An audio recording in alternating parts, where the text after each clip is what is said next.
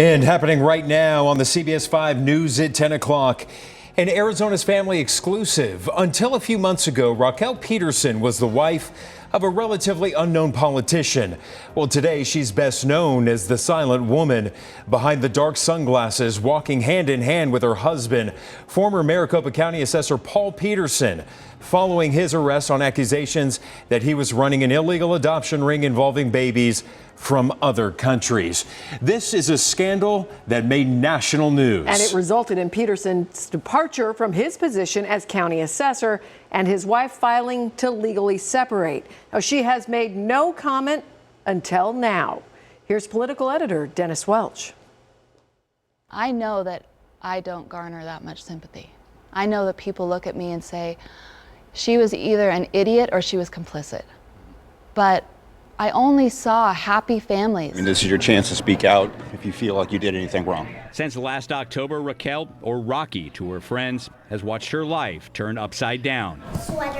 Sweater. Shirt. The Attorney General's office froze the Petersens' assets, forcing them to move out of the couple's sprawling East Mesa home and into a small condo down the road where their 4 children now share one bedroom. You might need more jammies. In December, Raquel Petersen filed for divorce, accusing Paul of spending money for his own benefit.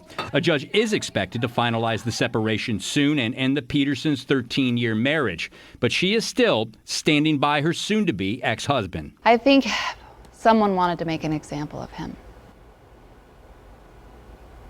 I don't believe he did anything wrong. Allegedly bilking the state out of more than $800,000. According to documents filed last October, Paul Petersen faces 62 felony charges in 3 states.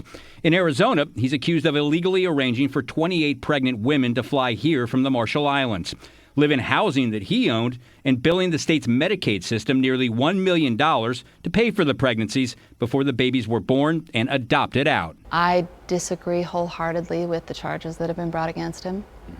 I lived that life. I was there. There was never coercion.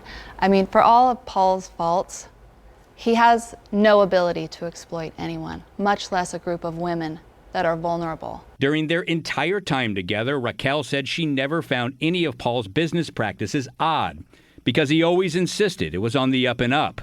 But she did raise some questions about the politics. I sort of question, like, is it bad optics that they're applying for emergency Medicaid in order to, as a business practice? Like, you're a Republican conservative politician, someone's going to raise a question about that. But from my point of view, it was just an optics situation. Court records also say Petersen charged the adoptive parents more than $35,000 for his legal services, which were supposed to cover medical costs, even though Petersen was billing Medicaid. The financial aspect of this, we either live in a capitalist society or we don't. We either are allowed to make a profit, we are allowed to run a business, or we're not. In total, authorities allege that Petersen made nearly $1.5 million off the adoptions between 2015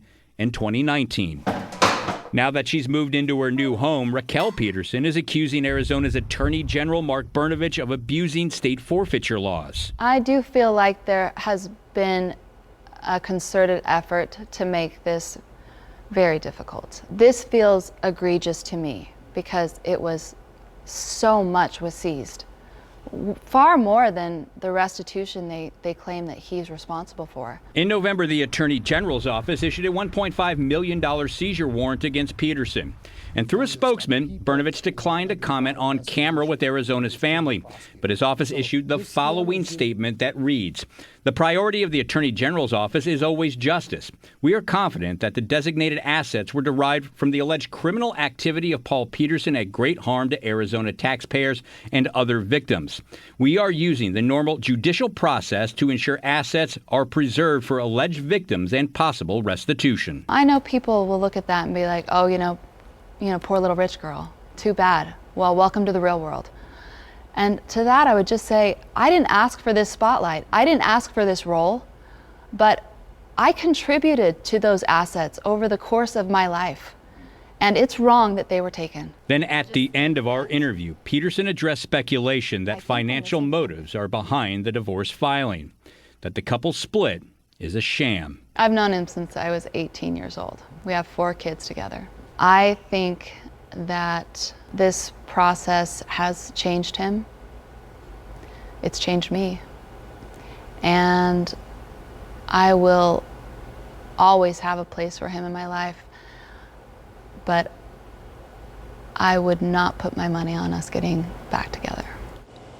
And just a quick update on this. I spoke with Ms. Petersen today, and she said the judge finally signed off on those divorce documents. So she is now officially divorced from her husband, her now ex-husband. Well, Dennis, listening to her interview, it sounds like she is saying that he did everything that he is accused of, just that she doesn't think it was illegal. She was told that, yeah, she doesn't believe that what was anything was illegal, that the women here in this case were they were eligible for this emergency Medicaid, at least that part on the business aspect. Now, some of the other allegations that have been made throughout this entire case, like some of the women who were being mistreated and whatnot, you heard her say there she never saw any of that happening. And so she would disagree with that aspect, I believe. Very insightful interview, as always, Dennis. Thank you. Also,